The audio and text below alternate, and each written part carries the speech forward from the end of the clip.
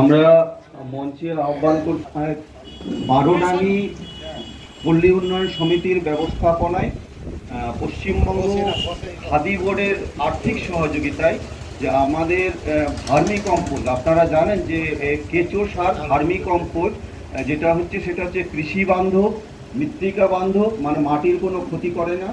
এই সময়কালে যে মাটির দূষণ হয়, জমির যা ক্ষতি হয় যে রাসায়নিক সারের মাধ্যমে, সেটাকে এড়িয়ে আমরা আমাদের সরকার, আমাদের কৃষি বিভাগ, আমাদের যে আধিকারিকরা আছেন, যেভাবে ভার্মি কম্পোস্ট বা কেঁচো সারের ওপর যে আপনারা যে গুরুত্ব দিয়েছেন, সেই কেঁচো সার বিষয়ক যে একটা প্রশিক্ষণের কর্মসূচি নামানো হয়েছে।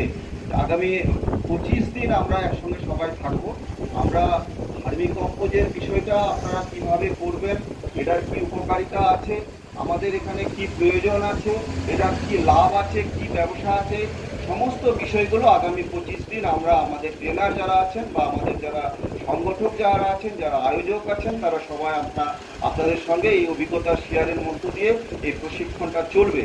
আজকে আমাদের মধ্যে উপস্থিত হয়েছেন কিছু রেসপেক্টেড আধিকারিক।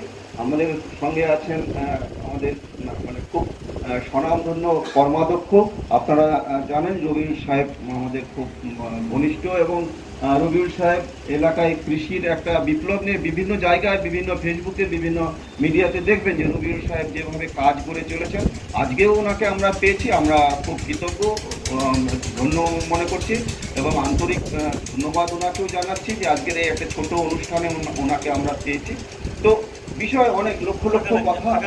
আমরা আজকে এটা ইনোগ্রেশন প্রোগ্রাম, যেটা উদ্বোধনী অনুষ্ঠানটা আমরা এখন করতে চলে।